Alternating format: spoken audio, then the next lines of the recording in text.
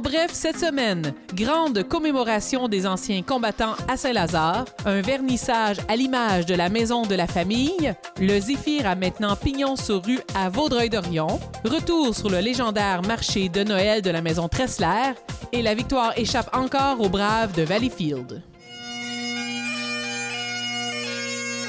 Le 13 novembre dernier s'est déroulée la cérémonie du dévoilement du mémorial en l'honneur des anciens combattants de Saint-Lazare par la Société historique de Saint-Lazare, la ville ainsi que la filiale 115 de la Légion royale canadienne.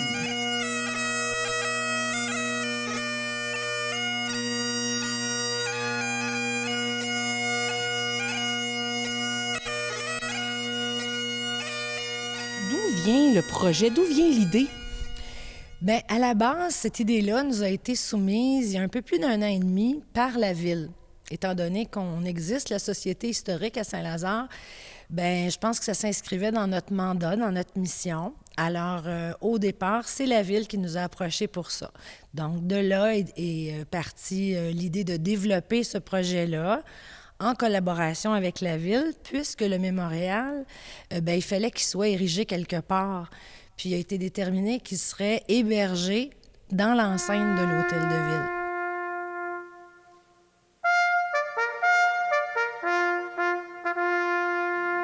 En tant que député fédéral de Vaudreuil-Soulanges, c'est un grand privilège et honneur pour moi d'être parmi vous aujourd'hui pour célébrer la réalisation du projet de la Société historique de Saint-Lazare, ainsi que de prendre un temps d'arrêt pour se rappeler de ceux et celles qui ont fait le sacrifice ultime au nom de notre pays. Pour la ville de Saint-Lazare, consacrer un espace à la mémoire de nos soldats allait naturellement de soi. Cet espace, bien en vue de tous ceux et celles qui passeront dans l'hall d'entrée de l'Hôtel de Ville, permettra de mobiliser la mémoire des héros de notre communauté, d'immortaliser et de perpétuer notre reconnaissance et notre gratitude pour les engagements exceptionnels, leurs sacrifices, et ne l'oublions pas, les sacrifices des membres de leur famille. Georges Blanc! Hey, bouchez-vous les oreilles ici.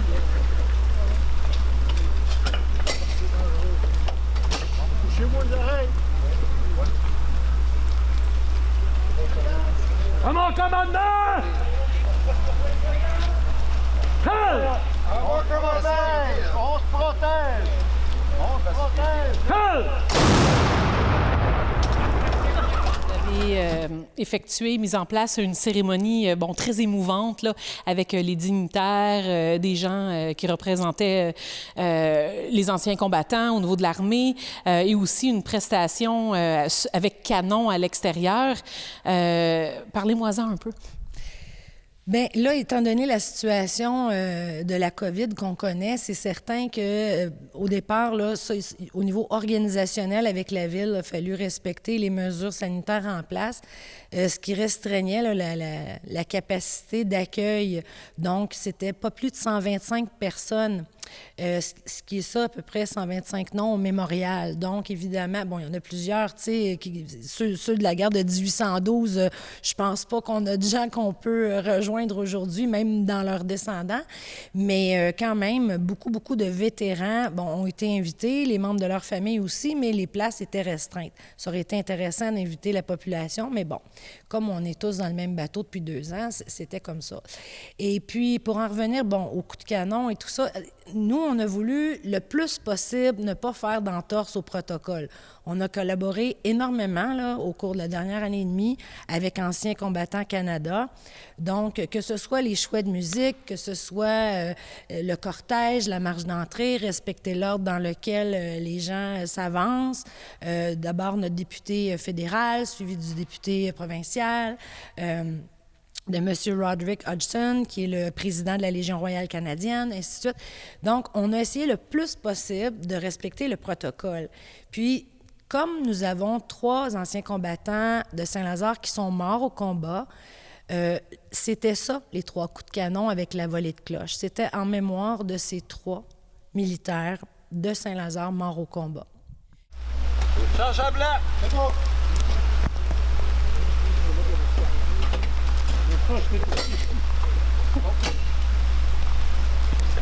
À mon commandement! Halt!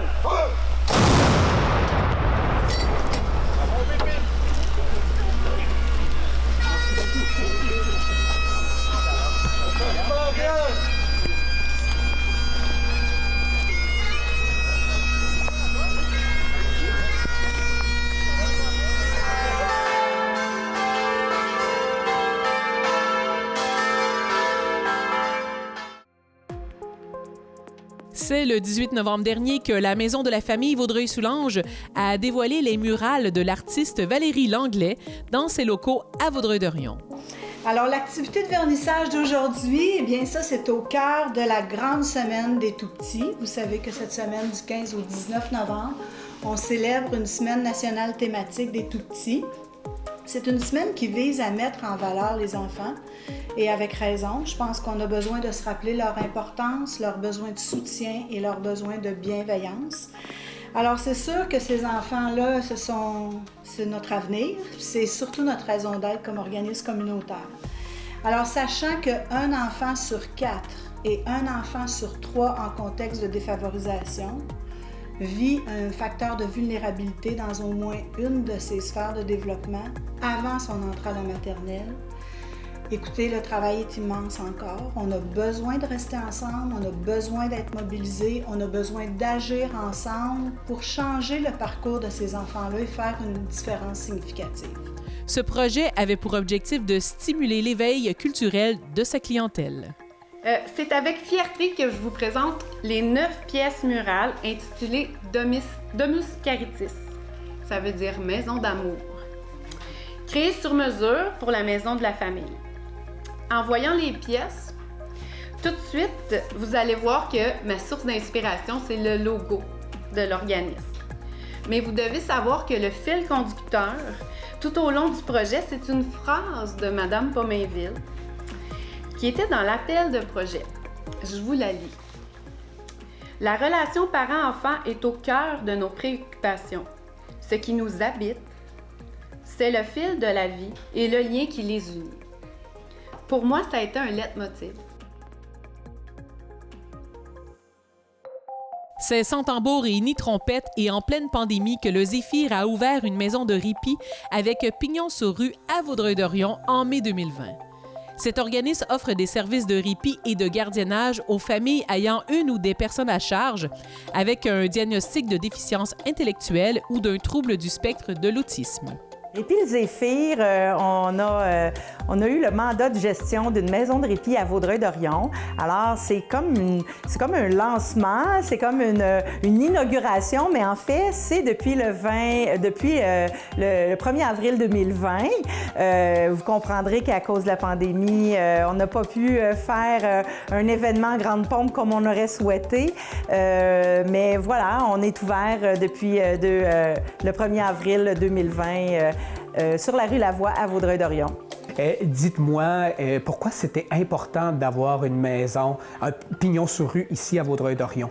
Bien, en fait, Répit le Zéphyr, pour ceux qui nous connaissent moins, on est un organisme communautaire qui œuvre depuis 2001 pour offrir des services de répit aux familles qui ont des enfants handicapés, principalement avec le trouble du spectre de l'autisme ou avec une déficience intellectuelle. Nos services étaient presque généralement des services de répit à domicile. Donc, notre travail, c'était de jumeler des familles avec des accompagnatrices pour leur offrir du répit à leur maison. Il y a beaucoup de familles qui apprécient énormément ce service-là, mais il y avait aussi un besoin pour aller porter leur enfant dans un autre lieu que de rester à la maison. Alors, on a eu une opportunité, en collaboration avec le CIS de la Montérégie-Ouest, pour gérer une maison de répit à Vaudreuil-Dorion. Donc, comme nous, on couvre le grand territoire du Suroît, alors Bois-Noir-Salaberry, Haut-Saint-Laurent et Vaudreuil-Soulanges. Et comme 55% de notre clientèle, de nos usagers habitent sur le territoire de Vaudreuil-Dorion, de Vaudreuil-Soulanges, pardon, c'était vraiment là, inespéré. On est vraiment content de pouvoir offrir ces services-là à nos familles. La maison de répit de Vaudreuil-Dorion, principalement, fait l'objet d'une entente de service avec le CIS de la Montérégie-Ouest. Donc, c'est nos principaux bailleurs de fonds. Il y a une petite contribution aussi qui est demandée aux familles pour recevoir les services. Puis aussi, nous faisons des levées de fonds. On a de l'aide de nos députés, tout ça. Notre principale levée de fonds, c'est la campagne de l'Opération Nez Rouge. Donc, tous les dons recueillis à l'Opération Nez Rouge viennent aussi soutenir puis aider les services de répit Zéphyr.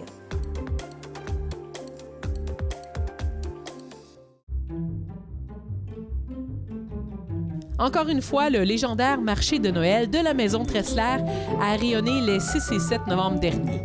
Cet événement tant attendu a mis à l'avant-plan une cinquantaine de commerçants et artisans. On est le premier marché de la région. C'est toujours comme ça qu'on procède, en fait, depuis 10 ans, mais ça aurait fait 11 ans, mais l'an passé, on a dû sauter la 10e année que nous faisons cette année. Donc, on est très content de produire le légendaire marché de Noël à nouveau, un peu différent, mais au moins, on le fait. Les gens sont contents, les participants, tous les artisans, les gens qui ont des produits du terroir sont très heureux. Alors, et on voit qu'avec la température aussi, les gens sont au rendez-vous.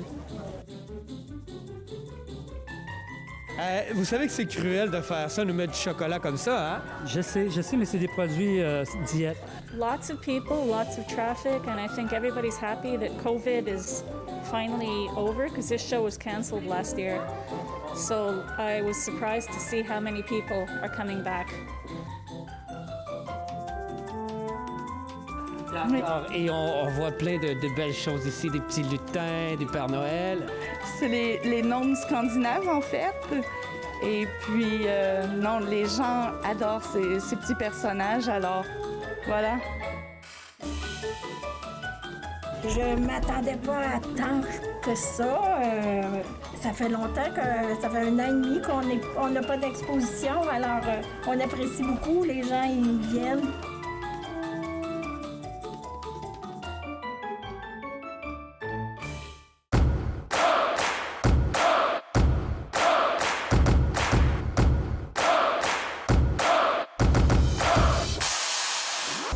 Bonjour, bonsoir. Bienvenue à l'Arena Salaberry à Valleyfield. Un match important puisque nos Braves affrontent les Rangers de Montréal-Est. Et je vous présente Basile. Bonsoir. Bonsoir, Chantal. Basile va nous accompagner ce soir comme analyste, comme journaliste. C'est lui qui va faire les entrevues avec le coach, avec les joueurs.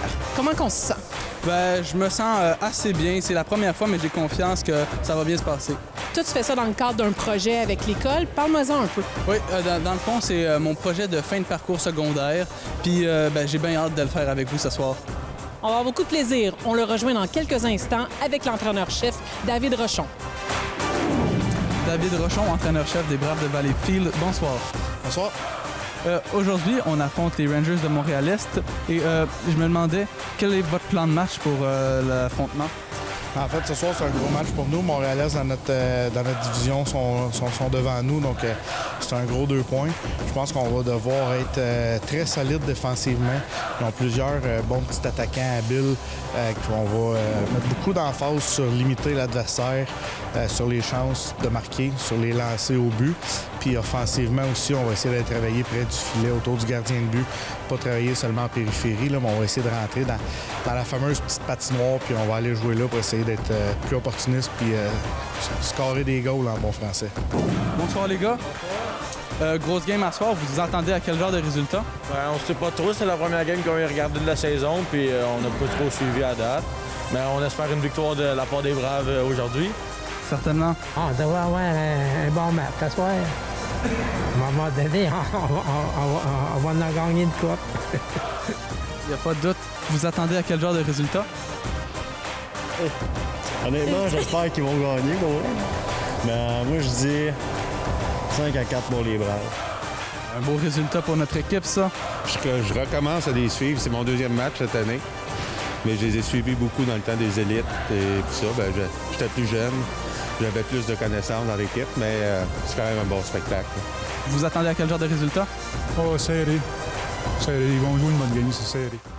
Les Braves se sont butés au gardien des Rangers de Montréal-Est qui a bloqué 45 tirs.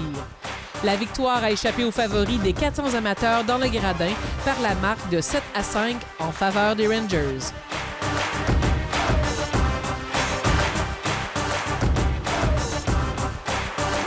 C'est la fin du match, Basile. Comment tu as trouvé ton expérience? Comment tu as trouvé le match? Bien, le match en tant que tel était un petit peu décevant. On a senti que l'équipe était pas très rapide en première. En deuxième, ça allait pas pour eux, là. Puis en troisième, au début, on avait l'impression qu'il y avait quelque chose qui pouvait se bâtir.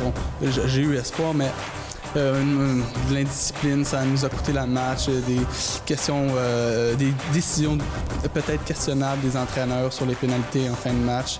Mais quand même, un bon spectacle. Je te propose, Basile, d'aller rencontrer l'entraîneur-chef justement pour lui poser des questions sur le match. Certainement. David Rochon, entraîneur-chef des Braves de Valleyfield. Pas le résultat escompté ce soir. Un match assez difficile.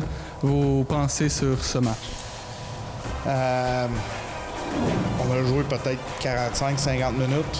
On a quand même, nos creux sont trop creux. Encore une fois, un 10-12 minutes, beaucoup trop bas dans le match, qui fait en sorte qu'on est obligé de courir, tirer de l'arrière, essayer de revenir à la fin. Puis à la fin, là, à un moment donné, les punitions ont fait en sorte que ça nous a coupé les reins dans notre lancée d'essayer de faire une remontée. Mais où est-ce qu'on s'est tiré dans le pied? C'est en deuxième période. Ouais, vraiment. Merci et bonne continuité. Je suis avec Zachary Séguin, le numéro 88, c'est bien ça. Bon, dur match. On a déjà discuté avec l'entraîneur-chef il y a quelques instants. Tes commentaires? Bien, c'est sûr qu'on a quand même bien joué sur ce qu'on a eu des creux dans le game. C'est ce qui écoutait le match. Je trouve qu'on est pas assez hard pendant les 60 minutes de la game. C'est ça qui nous a coûté la game. Une première période un petit peu en dents de scie, une deuxième période, une troisième période qu'on a senti qu'il aurait pu avoir un revirement, mais les indisciplines, ils ont coûté cher, non? C'est souvent ça qui arrive durant nos games, là. C'est les punitions qui nous tuent, puis c'est répétitif. Ça devient plate, là. Parlons un peu de toi, Zachary. Bon, premièrement, tu es un petit gars de la région, tu viens de Saint-Zotique. Tu évolues avec les Braves depuis combien de temps? Ça fait 2 ans jusqu'à l'année passée avec le COVID, on n'a pas eu d'année, mais c'est ma première année officiellement que je joue pour les Braves. On me dit que tu es un des meilleurs pointeurs, scoreurs en bon québécois dans l'équipe. Ta saison se passe quand même bien. Ouais, je suis content. C'est sûr que l'équipe elle va bien jusqu'à moi. La POC 40 pour moi, puis je suis content. L'organisme communautaire Comquat, qui offre des ateliers en alphabétisation dans la région de Vaudreuil-Soulanges, nous présente cette semaine la capsule vidéo « L'histoire de Omar, un pas vers l'amélioration de la langue française et réussite professionnelle ».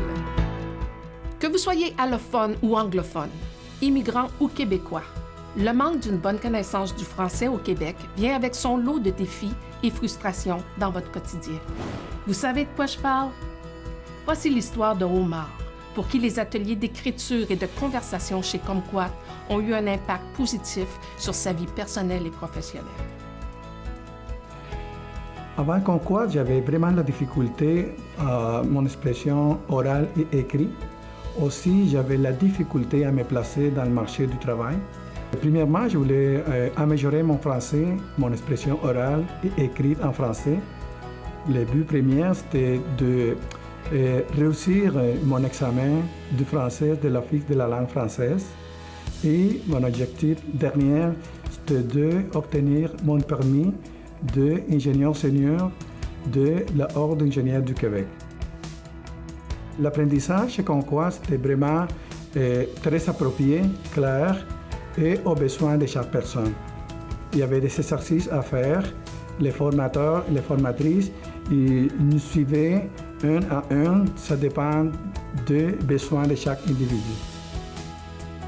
Après avoir reçu toute la formation, les tutorats des différents formateurs et formatrices chez Comquat, j'ai passé mon examen du français dans l'Office de la langue française le 26 janvier 2021 et j'ai réussi mon examen. Voilà la preuve. Tout à coup, j'ai présenté l'attestation à ma fille et ma fille et moi, on était tellement contents qu'on criait à la maison. Et aussi, j'ai présenté tous les prérequis à l'Ordre des ingénieurs pour avoir mon permis d'ingénieur senior et j'ai complété ce cycle important dans ma vie professionnelle. Je vous encourage à tout le monde que voulait améliorer son français, soit au niveau personnel ou professionnel, de venir chez Concours pour bien cibler ces différentes faiblesses et l'améliorer avec tous les formateurs et les formatrices. N'hésitez pas à nous contacter. 514-453-3632. Comme quoi t'es là pour vous. Je vous invite à aller visionner nos capsules racontant les histoires et témoignages de nos participants. Comme quoi bénéficie d'une aide financière du ministère de l'Éducation, le PACT.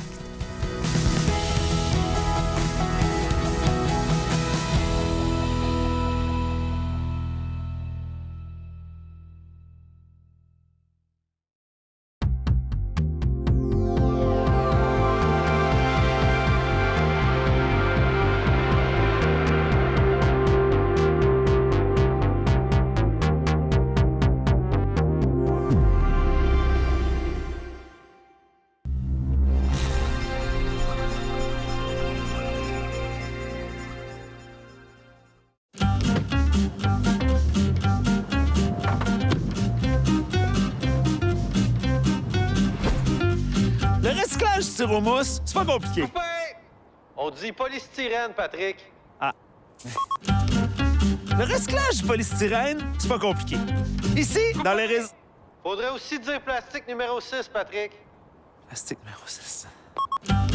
Le recyclage du polystyrène, ou plastique numéro 6, celui qui va pas dans le bac bleu, c'est pas compliqué. Ici, dans le réseau des écocentres de la MRC de Vaudreuil-Soulanges, on nous a simplifié la vie en indiquant le tout sur les bacs pour faciliter le tri.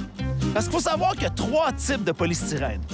Le polystyrène alimentaire, le polystyrène des emballages et le polystyrène de construction. Mais là, attends. On se présente pas dans les écocentres comme un débutant avec des items non conformes, là. Il y a des règles à suivre. Premièrement, il faut s'assurer d'avoir le bon logo de recyclage avec le chiffre 6 au centre. Ensuite, même si on est bien léché, c'est très important de rincer.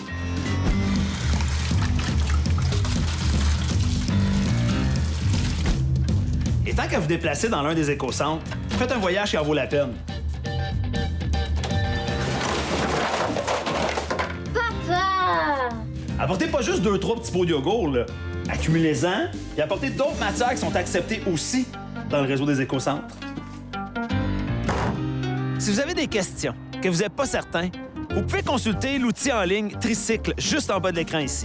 Vous y trouverez ce que vous cherchez. Et coupé! Qu'est-ce qu'il y a?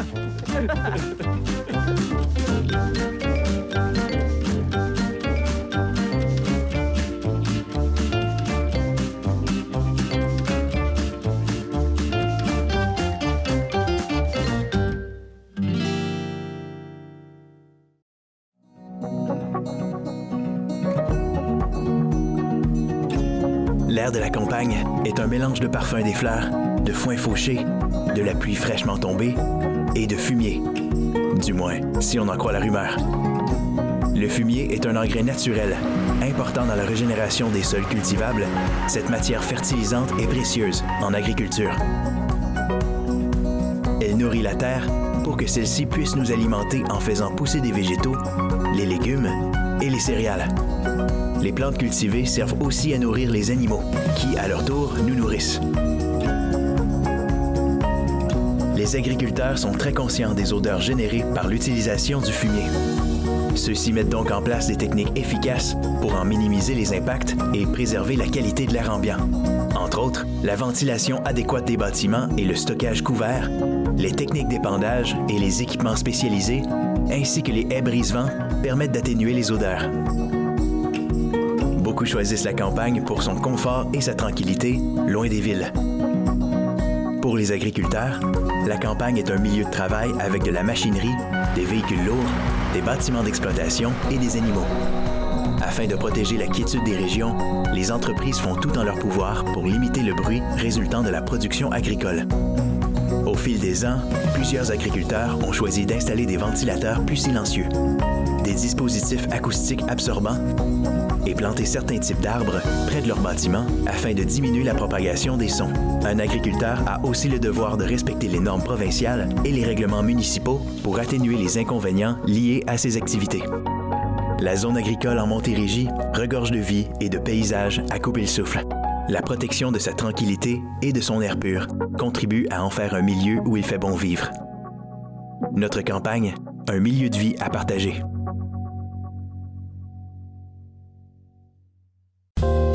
Cette semaine, pour la première fois à l'écran, Mélanie Poirier! On la retrouve chez elle dans la salle de jeu, dans le sketch « Pourquoi on donne ».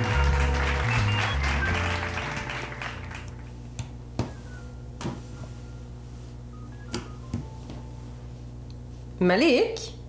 Ça se peut-tu qu'il te manque des morceaux dans ton casse-tête de pingouin? Ah, c'est vrai, j'ai oublié de te le dire. Rex les a mangés la dernière fois. Bon, ben écoute, ce qu'on va faire, c'est qu'on va l'emballer, on va le donner, puis en même temps, je vais pouvoir en profiter puis je vais regarder s'il n'y en aurait pas des nouveaux. Oh non, pas mon casse-tête de pingouin! Hey, de toute façon, là, ça fait 250 fois que tu le fais, ça va rien changer, puis il y a d'autres amis qui vont pouvoir en profiter. Saviez-vous, Mélanie, que les jeux incomplets, dont les casse-têtes sans images, ne pourront pas faire le bonheur d'un autre enfant? Car évidemment, l'organisme ne met pas en vente des jeux incomplets.